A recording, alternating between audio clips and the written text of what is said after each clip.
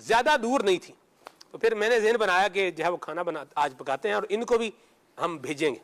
तो बता रही था भी आज भेज रहे हैं आपको। तो फिर इनको अल्हम्दुलिल्लाह भिंडी हमने बनाई और वो इनको भी भेजी। तो ये अभी ये जो आप खा रहे हैं, ये भी इसकी खुशबू बता रही है कि बहुत मज़े की है। तो बहरहाल अल्लाह की नेमतें जो है वो खाएँ और अल्लाह पाक का शुक्र भी जो है वो अदा फरमाएं। खलील भाई, कुछ इसके नुकसान भी हैं या सबको सूट करती है? सबसे पहले तो ये है कि किसी भी चीज़ की कसरत तो नुकसान ही करेगी। एक एतदाल के साथ कोई भी चीज़ ली जाए हालत सेहत के अंदर, तो वो इंशाअल्लाह उसका फ़ायदा ही होता है। और मौके मेल से, मौसम के एतबार से, अपनी तबीयत के एतबार से कि क्या चीज़ खाना है क्या चीज़ नहीं खानी। तो जो लोग ऐसे हैं कि जिनको गर्मी वगैरह ज़्यादा लगती है तो उनके लिए ये मुफीद है। गर्मी की वजह से जैसे उनको या बहुत ज़्यादा जिस्म में खुश्की होती है, तो सर्दी जिनको लगती है ना, वो ये ज़्यादा इस्तेमाल ना करें, वो ना करें। हाँ, फ़वाइद तो कुछ ना कुछ ज़िक्र हुआ है। तो इसमें ख़ास तौर से गर्मी वाले, जिनको गर्मी ज़्यादा महसूस होती है उनके लिए, या तेज़ाबियत वगैरह महसूस हो रही है उनके लिए, वो लोग इसको इस्तेमाल कर लेते हैं। हाँ, कुछ लोग हैं जिनको ये इस्तेमाल नहीं करना चाहिए।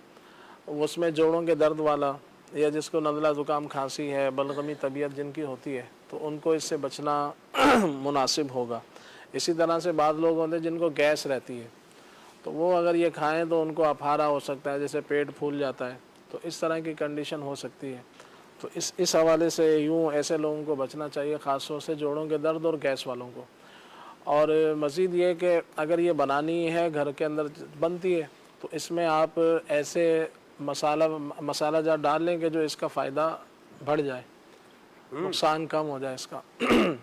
तो उसमें यह कि आप इसमें अदरक डालें, लहसुन डालें, काली मिर्चें डाल लें, इसी तरह से पुदीना इसके अंदर शामिल कर लिया जाए, तो फिर इसके फ़वाइद के अंदर आप इसके फ़ायदे हासिल कर सकेंगे।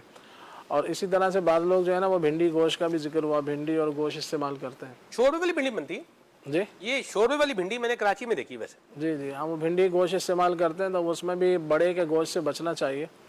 और अगर बकरे का या देसी मुर्गी का या फ़िश के अंदर इसको बनाएंगे तो इंशाल्लाह ये मुफीद रहेगी।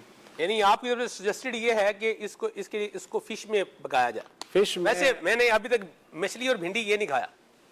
हाँ नहीं, फ़िश में या बकरे के गोश्त में या देसी मुर्गी में बड़े के गोश्त से बचने के हवाले से अर्ज़ किया कि बादी है, जिन लोगों को गैस वगैरह रहता है, हर दूसरा आदमी तो आजकल गैस का मरीज़ है, ठीक हो कि भाई मेरे पेट में अफारा हो जाता है, मेरे को गैस रहता है, तो मेरा हाजमा ठीक नहीं है, तो वो अगर इस हालत सेहत में ये भिंडी वगैरह जो भी खाएँ मुनासिब मकदार में तो चलेगा। लेकिन अगर वो इस तरह से लेना चाहते हैं, बाद लोग इसको बनाते हैं तो उसको यूँ करते हैं कि पहले इसको तलते हैं घी में पहले इसको तल लेते हैं, उसके बाद फिर इसको मसाले में भूनते हैं। ऐसा ही तो ये भी जो है ना इतना अच्छा नहीं है, क्योंकि अगर आम तौर से जो आम तेल इस्तेमाल होते हैं वो भी सेहत के हवाले से कितने मुफीद हैं वो लोगों को मालूम है।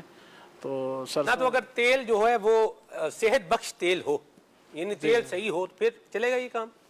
फिर भी जो उनके हाथ में जैसे कमज़ोर है, मैदा ख़राब है, उसलिए तलने के बाद वो चीज़ ना हजम देर से होगी, ये जहन में रहे।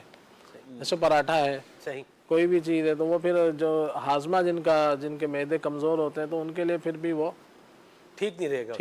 ठीक है, अल्लाह फरमाए। मुझे याद है खालिद भाई, ये किलीगढ़ मरव, ये कोलपुर है ना बलूचिस्तान में, यहाँ से ये बोलान की तरफ से अगर आप जाए ना, बोलान से ये सिब्बी है, मच, यानी इधर से होते हुए अगर आप जब जाते हैं कोयटा, तो रास्ते में कोलपुर भी आता है। तो कोलपुर के मुजाफात में एक इलाका है, उसका नाम है किलीगढ़ मरव। तो ये यहाँ हम गए थे काफिले में। मैं आपके पीछे पीछे बोलता, लेकिन मुझे बोलना मुश्किल हो जाए। अच्छा, चले। किली वैसे जिस तरह कहते हैं, हमारे यहाँ गांव होता है, पेंड पंजाबी में कहते हैं, सिंधी में गोट कहते हैं, तो बलूचिस्तान में लफ्ज़ इस्तेमाल करते हैं किली। जैसे किली पिंदरानी है, ये कल्लात के मुजाफात में तो हम गए, काफिला हमारा वहाँ पर।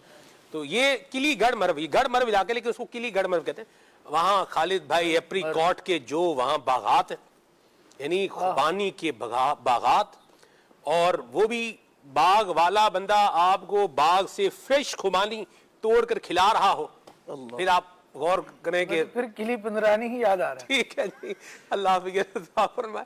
तो चले, आपको वो याद आया, हमें वो भी याद, दोनों याद आ गए भारत। तो वहाँ मैंने भिंडी पकाई थी खालिद भाई, तो ये जुबैर मदनी हमारे साथ थे, 12 माह में क्लास वाले भी थे। उन्होंने मुझे कहा कि सलमान भाई भिंडी खा के मुझे तो मेरी माँ की याद आ गई। चले भिंडी से बातें तो शुक्र है माँ याद आई, लोगों को नानी याद आ गई। अल्लाह रहमत फरमाए, अल्लाह आपकी रज़ा फरमाए। चलो जी कॉज देते हैं, फिर आगे बढ़ते हैं। अल्लाह की नेमतें खाएं तो अल्लाह पाक का शुक्र भी अदा फरमाए। अल्हम्दुलिल्लाह। में सलमान भाई एक चीज़ और है, भिंडी खाने में अगर यूं कहें कि एक एहतियात भी रखी जाए, रहती तो है हर चीज़ में, ग्रीन है। मिर्चें बाज़ लोगों का यूज़ बहुत ज़्यादा होता है, मिर्चें भी ग्रीन होती हैं, तो वो कभी ऐसा ना हो कि वो भिंडी के साथ जो है ना मिर्च को ऐसे खा लिया जाए कि वो भिंडी ही समझ कर। और ऐसा हुआ भी है, मैं बचपन से ही ये मेरी मरगूब ग़िज़ा रही है। और हमारी आपको साबित हरी मिर्चें डाल के जी बिल्कुल खिला दी। मैं किसी ने नहीं खिलाई, हमने आज तक वैसे किसी को ऐसे नहीं खिलाई। किसी ने नहीं खिलाई, आपे ही खाई ना।